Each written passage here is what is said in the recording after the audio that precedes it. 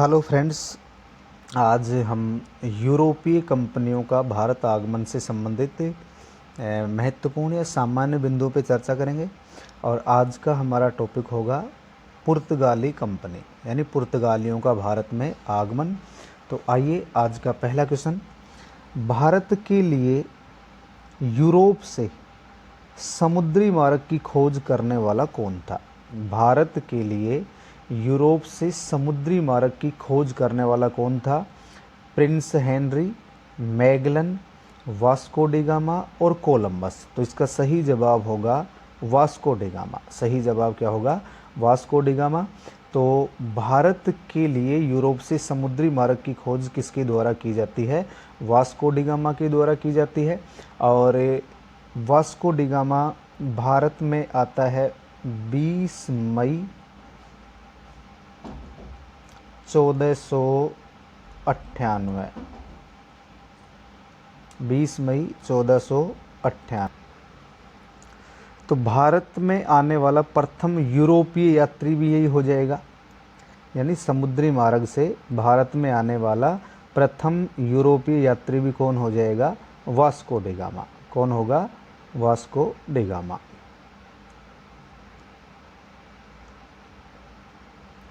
इसके बाद हम बात करें, जैसे अब सबसे बड़ी बात आती है कि यूरोपीय लोगों को भारत के समुद्री मार्ग की खोज क्यों करनी पड़ी, यानी क्या कारण था कि उन्हें भारत के समुद्री मार्ग की खोज करनी पड़ी? 1453 यानी 29 मई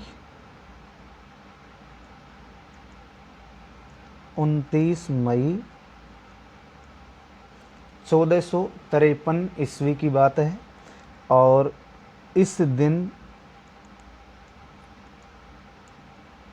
तुर्कों ने कुस्तुनतुनिया पर अधिकार कर लिया था। कुस्तुनतुनिया जो बाइजेंटाइन साम्राज्य की राजधानी है। बाइजेंटाइन साम्राज्य की राजधानी है, कुस्तुनतुनिया पर अधिकार कर लिया। तो 29 मई के दिन यहाँ अधिकार हुआ, यानी 29 मई इस दिन वार था, गुरुवार। कौन सा वार था? गुरुवार। तो तुर्की का जो सुल्तान था मोहम्मद, उसने अपनी उस्मानी सेना की सहायता से, उस्मानी सेना की सहायता से कहाँ अधिकार कर लिया?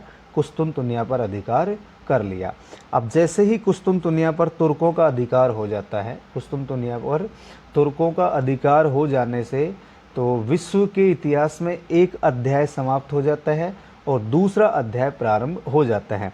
यानी अपन कह सकते हैं कि 1453 में मध्यकाल का अंत माना जाता है और आधुनिक युग की शुरुआत मानी जाती है। मध्यकाल का अंत और आधुनिक युग की शुरुआत मानी जाती है। आधुनिक युग शुरू होता है 1453 में। यानी तुर्कों ने कुस्तुनतुनिया को अपनी राजधानी बना लिया और उन्होंने अपने साम्राज्य में एशिया, अफ्रीका और यूरोप के बड़े हिस्से को शामिल कर लिया। यानी तुर्कों ने क्या किया, अर्थात उस्मानी साम्राज्य की बात करें, उस्मानी साम्राज्य में किस किस को शामिल कर लिया गया है? एशिया पर अधिकार कर लिया या नियंत्रण स्थापित कर लिया, एशिया के साथ साथ यूरोप के कुछ हिस्से पर और अफ्रीका, इनका अधिकार स्थापित हो गया। अब कुस्तुनतुनिया का जैसे ही पतन होता है तो यूरोप से एशिया आने वाला मार्ग अथवा एशिया से जो यूरोप जाने वाला मार्ग था, अर्थात स्थल मार्ग बंद हो गया। स्थल मार्ग बंद हो गया। बंद का मतलब स्थल मार्ग पर किसका अधिकार हो गया? तुर्कों का अधिकार हो गया। यानी एशिया से यूरोप जाने वाले स्थल मार्ग पर तुर्कों का अधिकार हो गया। और यूरोप में जनसंख्या बढ़ रही थी, यूरोप में आबादी बढ़ रही थी। तो बढ़ती आबादी की मांग के लिए या मांग के अनुरूप वहाँ मसालों की आपूर्ति नहीं हो पा रही थी। यानी मसालों पर किसने अधिकार कर लिया? तुर्कों ने अधिकार कर लिया, तुर्की मुसलमानों ने या उस्मानियों ने अधिकार कर लिया। इसीलिए अब एशिया से जो यूरोप जाने का रास्ता था वो उस्मानी अथवा मिस्र के जरिए ही जा सकता था, और ये दोनों मसालों पर कर लगाने लग गए, अर्थ उस्मानी और मिस्र। तो इसी वजह से समुद्री मार्ग खोज करने की आवश्यकता महसूस हुई, और इन कार्य में यानी भौगोलिक खोजों में दो देश अग्रणी रहे विश्व में। जो विश्व में भौगोलिक खोज होती हैं उसमें दो देश अग्रणी थे, एक तो है पुर्तगाल और एक है स्पेन। तो ध्यान रखना है, दो देश अग्रणी रहे, पुर्तगाल और स्पेन। भौगोलिक खोजों में पुर्तगाल और स्पेन देश अग्रणी रहे। इसके बाद अगले क्वेश्चन पे चर्चा करते हैं। तो इसका सही जवाब हो जाएगा वास्को डी गामा।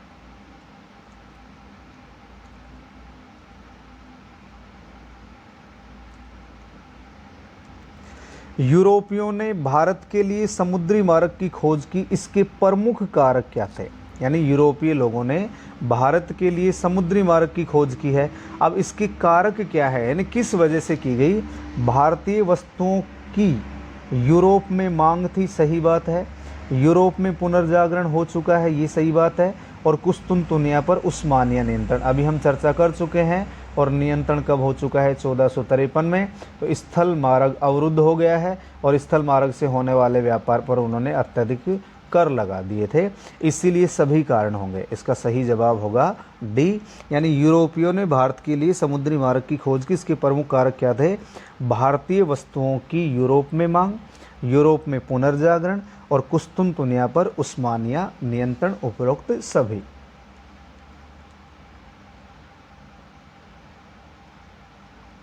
इसके बाद अगला क्वेश्चन है, उस्मानिया सल्तनत यानी तुर्क ने कुस्तुनतुनिया पर किस वर्ष अधिकार कर लिया था? अभी हम चर्चा कर चुके हैं। इसका सही जवाब होगा 1453। 1453 में अधिकार कर लिया गया है।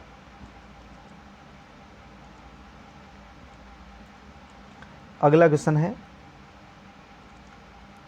पुर्तगाली राजकुमार डैश डैश डैश ने लंबी समुद्री यात्राओं को संभव बनाने के लिए दिशा सूचक यंत्र तथा नक्षत्र यंत्र के द्वारा गणना करने वाली सारणियों का निर्माण करवाया था। तो शासक का नाम पूछा गया है।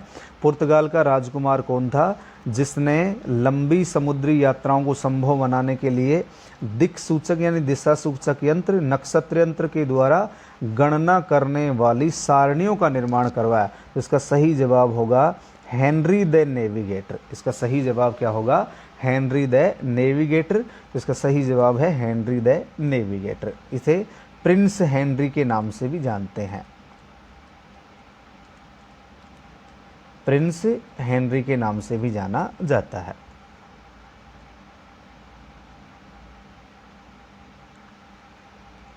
कोलंबस से भारत के लिए समुद्री मार्ग खोजने चला था, किंतु 1492 में अमेरिका पहुंच गया। तो कोलंबस कहां से भारत की यात्रा करने के लिए निकला था? तो कोलंबस कहां से भारत की यात्रा करने के लिए निकला था? इटली का यात्री था, ध्यान रखना है। कोलंबस कहां का यात्री है? इटली का यात्री है। कोलंबस यात्री तो कहां का है? इटली का। लेकिन इसे किसने या किसके प्रोत्साहन से भेजा गया था? स्पेन के प्रोत्साहन से, और स्पेन की महारानी थी इसाबेला।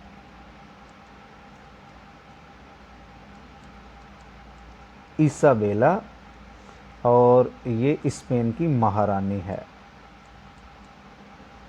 तो इटली का यात्री है और स्पेन से इसे भेजा गया था। अब इसे भेजा तो गया था भारत के समुद्री मार्ग की खोज करने के लिए, लेकिन ये 1492 में कहाँ पहुँच जाता है? 1492 में कहाँ पहुँच जाता है? ये अमेरिका पहुंच जाता है। और इसने अमेरिका को नाम दिया नई दुनिया। अमेरिका को इसने क्या नाम दिया है? नई दुनिया। और यहाँ के लोगों को क्या कहा? Red Indian. यहाँ के लोगों को रेड इंडियन कहा। तो ध्यान रखना है, ये भारत की खोज करने के लिए आया था, लेकिन रास्ता भटक जाने की वजह से ये कहाँ पहुँच जाता है? अमेरिका।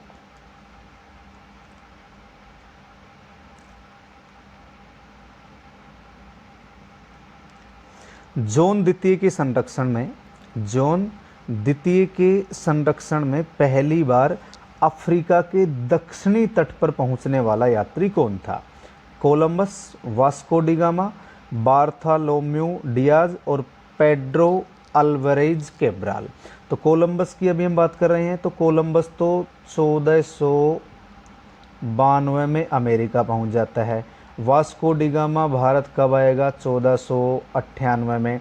बार्थोलोम्यू डियाज ये 1487 में।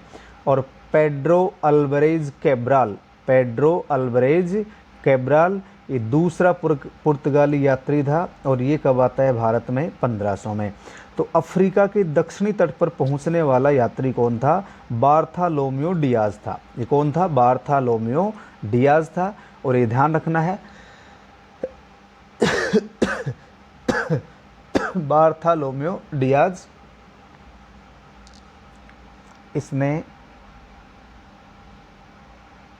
अफ्रीका के दक्षिणी तट का नाम क्या दिया? केप ऑफ स्टोर्म,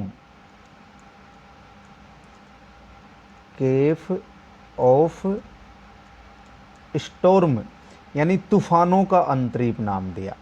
इसे तूफान दिखाई दिए। तो पहली बार दक्षिणी तट तक पहुंचने वाला व्यक्ति कौन था? बार्थोलोम्यू डियाज था। और इसने दक्षिणी तट को क्या नाम दिया? Cape of storm.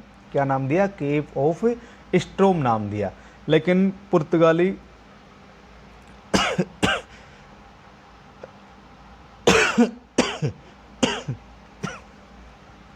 पहला पुर्तगाली था जो अफ्रीका के दक्षिणी तट पर पहुंचता है।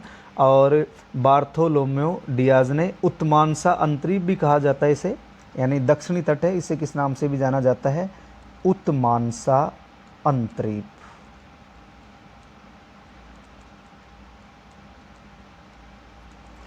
तो यहाँ तक पहुँचने वाला पहला व्यक्ति कौन था? Bartholomew Diaz. और कालांतर में आगे चलकर ये जो दक्षिणी तट है इसका नाम ही बदल कर क्या हो जाएगा? केप ऑफ गुड होप, यानी आशा का अंतरीप। पहले तो केप ऑफ स्टोर्म कहा गया, केप ऑफ गुड होप यानी आशा का अंतरीप। इसे आगे चलकर क्या नाम दिया गया? आशा का अंतरीप। जो पहले तूफानों का अंतरीप था, क्योंकि अब एक आस जग चुकी है कि दक्षिणी तट तक तो यूरोपीय यात्री पहुंच चुके हैं। तो इसका सही जवाब होगा बार्थोलोम्यू डियाज। क्योंकि अगर हम केप ऑफ गुड होप की बात करें यानी आशा का अंतरीप, इसका नाम जॉन द्वितीय ने रखा था। जॉन द्वितीय जो कहाँ का शासक है? पुर्तगाल का शासक, यानी आशा का अंतरीप नाम रखा। इसके बाद देखिए अगला क्वेश्चन है,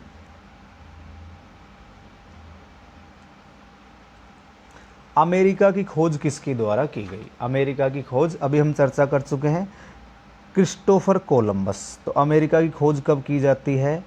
1492 में। अमेरिका की खोज 1492 में। बार्थोलोम्यू डियाज ये पुर्तगाल का है और इसने 1487 में किसकी खोज की है? उत्मांसा अंतरीप यानी अफ्रीका का दक्षिणी छोर, उत्मांसा अंतरीप, ये इसकी खोज करता है। कैप्टन जेम्स कुक ये ब्रिटेन का है और इसके द्वारा ऑस्ट्रेलिया की खोज की जाती है। इसके द्वारा ऑस्ट्रेलिया की खोज और कब की जाती है? 1770 में। इसके बाद लास्ट बचा हुआ है तस्मान के द्वारा 1642 में न्यूजीलैंड की खोज की जाती है। न्यूजीलैंड, तो तस्मान के द्वारा हॉलैंड के निवासी थे, इन्होंने न्यूजीलैंड की खोज की है। इसी प्रकार कैप्टन जेम्स कुक ब्रिटेन का है, ऑस्ट्रेलिया की खोज की है। बार्थोलोम्यू डियाज पुर्तगाल का है, 1487 में उत्मांसा अंतरीप यानी दक्षिण अफ्रीका का दक्षिणी छोर। और क्रिस्टोफर कोलंबस ने 1492 में अमेरिका की खोज की। तो इसका सही जवाब हो जाएगा डी।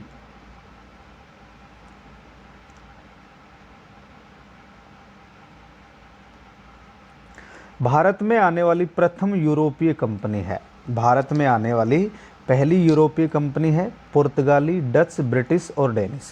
अगर हम पुर्तगाली कंपनियों के क्रम की बात करें, पुर्तगाली कंपनियों के क्रम की बात करें तो सबसे पहले भारत में आते हैं, यूरोपीय कंपनियों के क्रम की बात करें तो सबसे पहले भारत में आते हैं पुर्तगाली, उसके बाद भारत में आते हैं डच, उसके बाद भारत में आते हैं अंग्रेज, अंग्रेज़ों के बाद भारत में आते हैं डेन या डेनिस, और इसके बाद हैं फ्रेंच या फ्रांसीसी।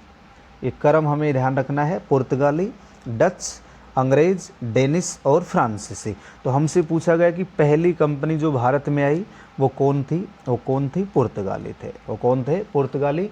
अगर हम पुर्तगालियों की बात करें तो पुर्तगाली भारत में आने वाले पहले यूरोपीय थे। एक तो पुर्तगाली भारत में आने वाले पहले यूरोपीय थे और सबसे अंत में जाने वाले यूरोपीय थे। सबसे अंत में भी कौन गए, पुर्तगाली, तो सबसे पहले भी कौन आए, पुर्तगाली। अगर हम पुर्तगालियों की बात करें, एक तो सर्वप्रथम भारत में आने वाली कंपनी है और सबसे अंत में जाने वाली भी यूरोपीय कंपनी है। अर्थात 19 सितंबर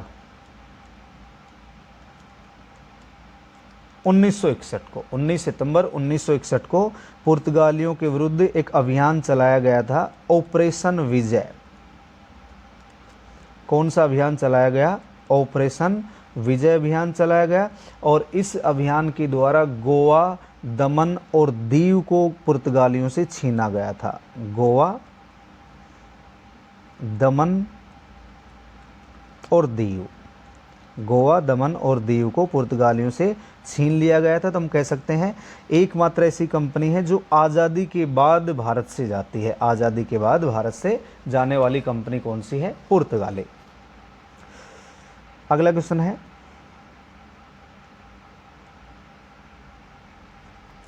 पुर्तगाल की कंपनी को किस नाम से जाना जाता है, यानी जो पुर्तगाली आए भारत में उनकी कंपनी का नाम क्या है। तो पुर्तगाल की जो कंपनी है उसका नाम क्या है, देखिए एस्तादो द इंडिया। ध्यान रखना है, उत्तर तो इसका ए होगा, उत्तर तो होगा ए, एस्तादो द इंडिया। और पुर्तगाली कंपनी की स्थापना कब होती है, 1498 में। पुर्तगाली कंपनी की स्थापना 1498 में होती है और इस कंपनी का नाम क्या था, एस्तादो द इंडिया। इसके बाद ऑप्शन बी है Vereenigde Oost Indische Compagnie. Vereenigde Oost Indische company, ये कहाँ की कंपनी है, ये डच कंपनी है, डच यानी हॉलैंड की कंपनी है और इसकी स्थापना होती है 1602 में। डच या हॉलैंड, इसकी कंपनी का नाम क्या है, Vereenigde Oost Indische Compagnie. Vereenigde Oost Indische Compagnie, East India company. East India company की बात करें, इसकी स्थापना होती है 1599 में और ये ब्रिटेन की कंपनी है या इंग्लैंड की कंपनी है। ब्रिटेन, स्थापना कब होती है, 1599। तो देखिए चौथी जो कंपनी है, कंपनी देश इंडसे ओरियंट लेस। ओरियंट लेस, ये जो कंपनी है ये फ्रेंच कंपनी है, ये फ्रांस की कंपनी है और इसकी स्थापना होती है 1664 में। 1664 में। इसी प्रकार यदि हम बात करें जो डेन या डेनिश कंपनी है, डेन अथवा डेनिश कंपनी है, डेन की बात करें, इसका नाम भी ईस्ट इंडिया कंपनी है और डेनिश कंपनी की स्थापना होती है 1616 में।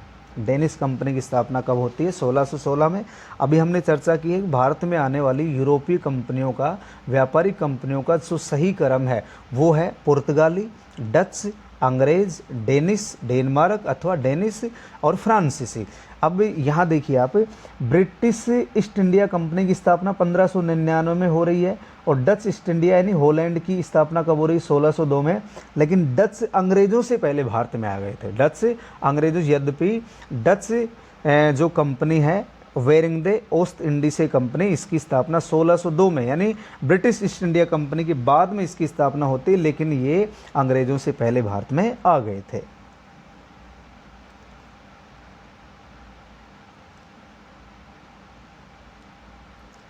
भारत में सर्वप्रथम आने वाली और सबसे अंत में जाने वाली यूरोपीय कंपनी कौन सी है, पुर्तगाली। अभी हम इसकी चर्चा कर चुके हैं और ये कब भारत छोड़ करके जाएंगे, 1961 में इनसे किन किन क्षेत्रों को आज़ाद करवाया गया, गोवा, दमन और दीव, गोवा, दमन और दीव 1961 में ये आज़ाद करवाए जाते हैं।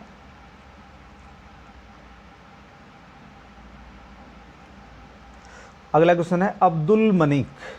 अब्दुल मनीक कहाँ का व्यक्ति है? अब्दुल मनीक नामक पथ प्रदर्शक की सहायता से वास्को डिगामा 20 मई 1498 को कालीकट यानी कोझिकोड पहुंचा। कालीकट अथवा कोझिकोड पहुंचा। तो ध्यान रखना है ये कहाँ का व्यक्ति था? ये गुजरात का था। ये कहाँ का था? गुजरात का था। तो ध्यान रखना है जो वास्को डिगामा है ये 3 पोत या जहाज लेकर के भारत रवाना हुआ था, यानी पुर्तगाल से रवाना होता 3 पोत अथवा जहाज लेकर के ये रवाना होता है। और केन्या का तटवर्ती शहर है मालिंदी। केन्या का एक तटवर्ती शहर है जिसका नाम क्या है? मालिंदी।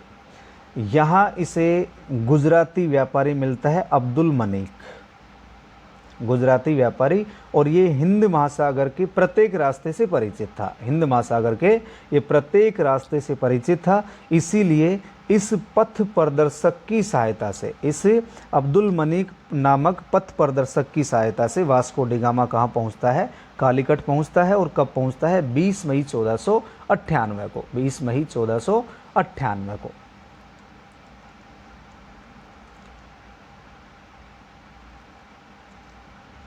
वास्को डिगामा किस पोत या जहाज पर सवार होकर आया था? यानी भारत में किस जहाज पर सवार होकर आया था? साओ गैब्रियल, साओ सफाइल, बेरियो और हेक्टर।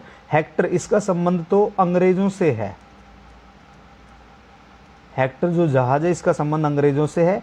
यानी हेक्टर जहाज की बात करें हम, 1608 में कैप्टन विलियम हॉकिंस कौन से जहाज से भारत आता है? हेक्टर। तो बेरियो, साओ सफाइल और साओ गैब्रियल, ये तीनों जहाज लेकर के आया था। इन 3 जहाज़ों के साथ वास्को डिगामा भारत आता है 20 मई 1498 को। अभी पूछा गया कि इनमें से भी कौन से जहाज पर सवार होकर आया था? Sao Gabriel. कौन सा जहाज है? Sao Gabriel. इस जहाज पर सवार होकर वास्को डिगामा भारत आता है। इसके बाद अगला क्वेश्चन है भारत पहुंचने पर वास्को डिगामा का विरोध किसके द्वारा किया गया? जम्मोरिन तो इस जो कालीकट का शासक था। कालीकट जिसका वर्तमान नाम कोझिकोड है, अभी हम चर्चा कर चुके हैं। तो कालीकट का शासक जम्मोरिन था। ये तो इनका स्वागत करता है। कालीकट के शासक के द्वारा वास्को डिगामा का स्वागत किया गया था। तो भारत जब वास्को डिगामा पहुंचता है तो इसका विरोध किसने किया था? अरब यात्रियों ने किया था। ध्यान रखना है, अरब यात्रियों के द्वारा इसका विरोध किया गया था। अरब यात्रियों के द्वारा इसका विरोध किया गया था क्योंकि इस समय भारत के व्यापार पर इनका अधिकार था, व्यापार पर इनका नियंत्रण या इनका अधिकार था, इसलिए अरबों के द्वारा इसका विरोध किया गया था।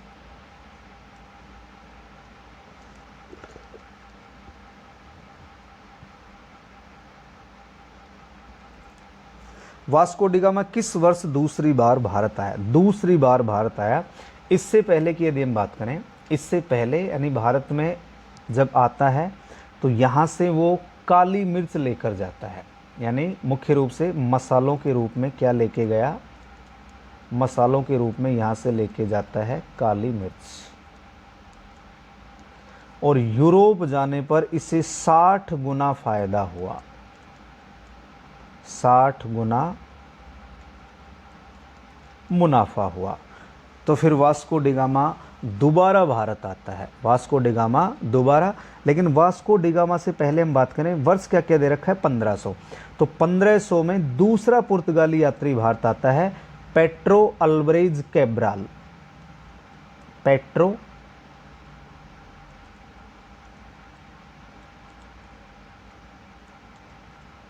अल्वरेज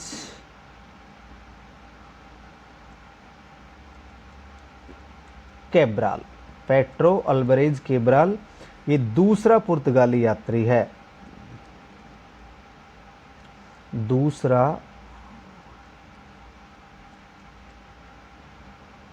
पुर्तगाली, भारत में आने वाला दूसरा पुर्तगाली। और ये कब आता है? 1500 ईस्वी में। कब आता है? 1500 ईस्वी में। अब हमसे क्वेश्चन पूछा गया कि वास्को डिगामा दूसरी बार भारत कब आता है? इसका सही जवाब होगा 1502 में। दूसरी बार ये कब आता है? 1502 में आता है, इतना ध्यान रखना है। दूसरी बार कब आया? 1502। ऑप्शन है 1503। 1503 की यदि हम बात करें, 1503 में पुर्तगालियों ने कोचीन में पहली फैक्ट्री की स्थापना कर दी भाई। कोचीन में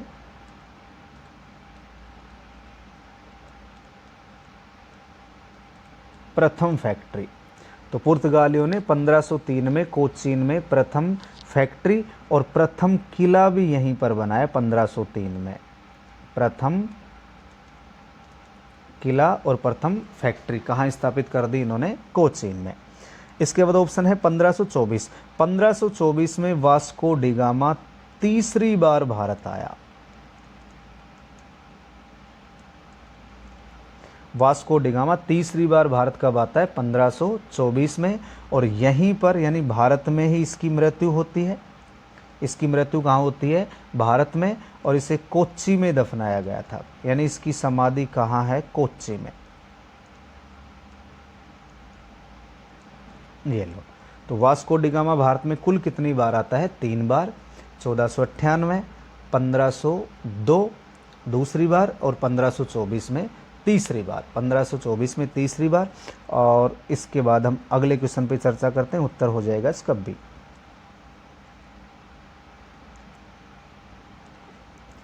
भारत में आने वाला दूसरा पुर्तगाल यात्री कौन था? अभी हम बात कर चुके हैं पेड्रो अल्वारेज कैब्राल।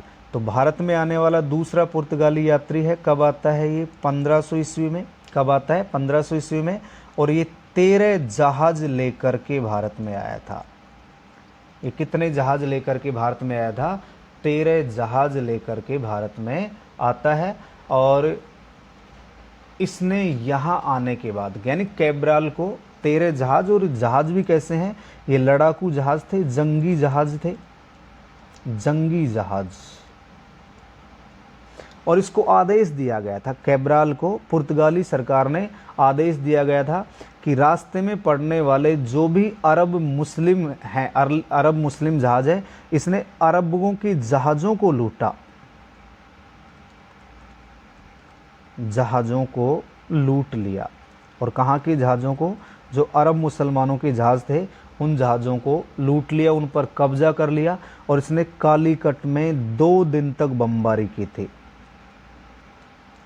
2 दिन तक बमबारी की।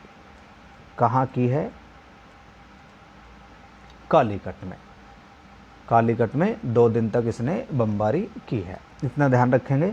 इसके बाद ऑप्शन है Francisco de Almeida. Francisco de Almeida ये तो 1505 में प्रथम वायसराय बनकर आएगा। प्रथम वायसराय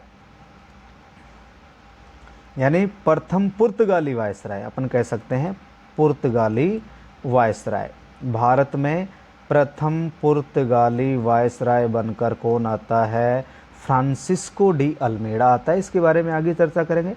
ऑप्शन सी है अल्फांसो डी अल्बुकर्क, ये दूसरा वायसराय है। भारत में आने वाला दूसरा पुर्तगाली वायसराय, दूसरा पुर्तगाली वायसराय। और ये कब वायसराय बन करके आएगा? ये 1509 में आएगा। ये कब आएगा? 1509 में। नीनो डी कुना, नीनो डी कुना की यदि हम बात करें, ये 1529 में वायसराय बन करके आएगा। 1529 में वायसराय बन करके भारत में आएगा। तो इसका सही जवाब हो जाएगा पेड्रो अल्वारेज कैब्राल। इसके बाद देखिए अगला क्वेश्चन है,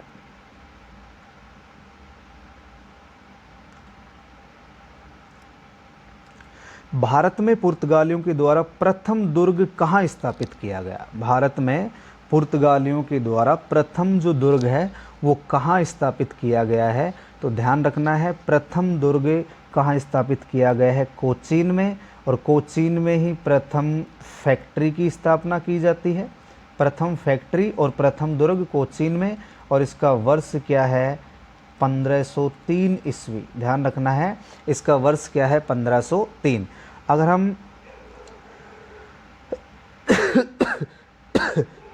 कनानूर की बात करें, कनानूर में 1505 में दूसरी फैक्ट्री स्थापित की गई। दूसरी फैक्ट्री, तो दूसरी फैक्ट्री कहाँ स्थापित की जाती है? कनानूर में। और कब स्थापित की जाती है? 1505 में। अगर हम कोचीन की बात करें, भारत में प्रथम यूरोपीय दुर्ग भी है ये, ध्यान रखना है, प्रथम यूरोपीय दुर्ग, भारत में प्रथम यूरोपीय दुर्ग, भारत में प्रथम यूरोपीय दुर्ग कौन सा है? कोचीन वाला। कौन सा है? कोचीन वाला। इसके बाद ऑप्शन दे रखा है दमन। दमन और दीव पर तो 1509 में अधिकार करेंगे, 1509 में दमन पर अधिकार कर लेंगे, और गोवा पर अधिकार करेंगे 1510 में। गोवा पर अधिकार कब करेंगे? 1510 में, और 1530 में गोवा को राजधानी बना लिया जाएगा, वो आगे चर्चा करेंगे। तो ऑप्शन हो जाएगा ए, ऑप्शन होगा ए। तो दोस्तों आज की वीडियो में इतना ही। आपको वीडियो कैसा लगा कमेंट बॉक्स में ज़रूर अपना विचार रखें। आज के लिए इतना ही। जय हिंद, जय भारत।